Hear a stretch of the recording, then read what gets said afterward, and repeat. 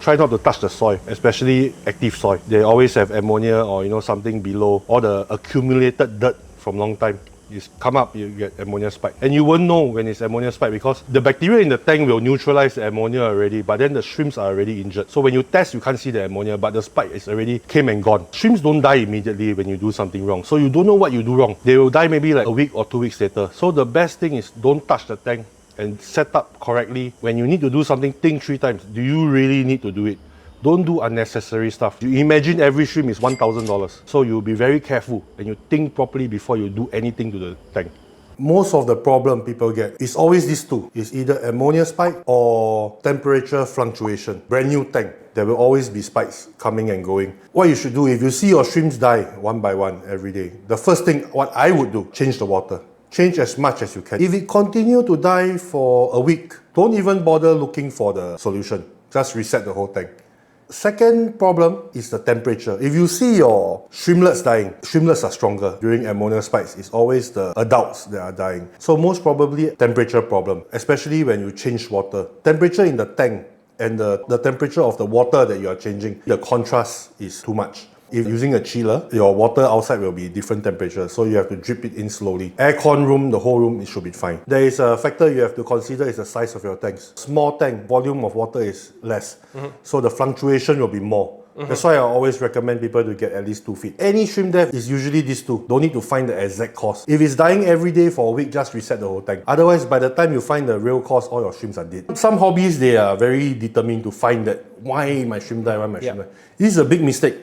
Unless you can take all your shrimps and put in another tank and you can slowly find the cause. But if not, just reset the whole tank. Don't go and spend too much time finding for the fault. When you have a problem, like when your shrimps start to die, you said to reset the tank. What is the reset the tank? Okay, there are 2 types of reset for me. One is a soft reset, one is a full reset. If the tank is still relatively new, I will take all the shrimps out, I'll put my hand in the tank, I will shuffle the soil. Make the whole tank very cloudy. Then I will do 100% water change. Maybe 1 time, maybe 2 times. Is to get all the debris and all the ammonia out. Yeah. Then after that, when the temperature settled down, everything settled down, I'll put the shrimp back in and I'll try again. Continue dying. Reset the whole tank. Full reset. Very important, you must wash the sponge filter. It's an ammonia bomb also. Don't dry it and use it again. Because once it's dry, it'll get clogged. Before you put your hand in your tank and think of something to do, think 3 times. You must think, is it really necessary that you do this thing? Put a plate in the tank or cholla wood. Does it help the shrimp at all? All these small things like coconut husk and all that in the tank, most of the time is a bad thing, for the shrimp. I understand, I was a newbie once also. You just want to do something. What I suggest is you go and make more tank. Once you have a lot of tanks, there's always something for you to do. Yeah, so don't go and add unnecessary stuff in your tank, Especially things that are clay or stone or wood, anything that leaches or metal that can rust.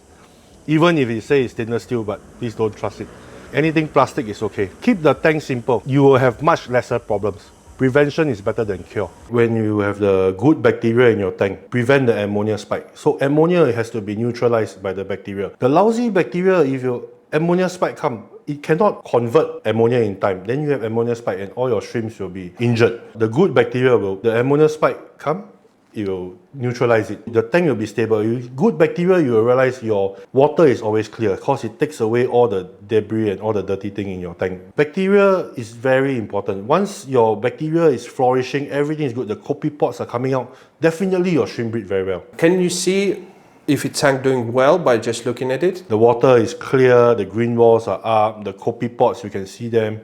And usually in these cases, you know that everything is good. Did you test many bacteria? I tested 7 over bacteria. And I chose the one that I felt very stable, has the best, nicest green wall. It's just a sign. The cycling is moving well. All the ammonia is being converted.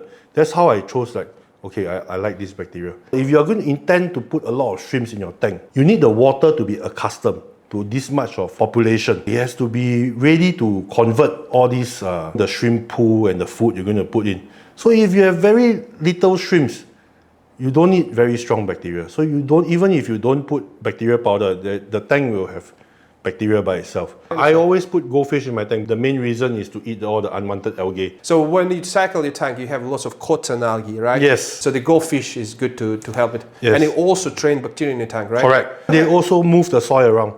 So all the ammonia pockets will be gone. Other breeder, they don't use goldfish. They will put a lot of cows. So there is a life in the tank. Firstly, they can monitor whether the tank is stable. And bioload as well. Yeah, secondly, the bioload is starting. So next time when you want to add 100 high-grade shrimp, the tank will not crash. Yes, you know that it's stable. If to see whether the tank is stable, after you use the goldfish, after you cycle everything, I recommend put some cows to monitor. Most important when they start eating. When a lot of shrimp start eating, okay, that's when you know it's ready for good shrimp. Is it really important which light you're using in the shrimp tank? Yes, for me it's very important. It has to be planted light. Anything for plants will be good for the algae. Timing, you try to fix it 10 hours, 8 to 10 hours.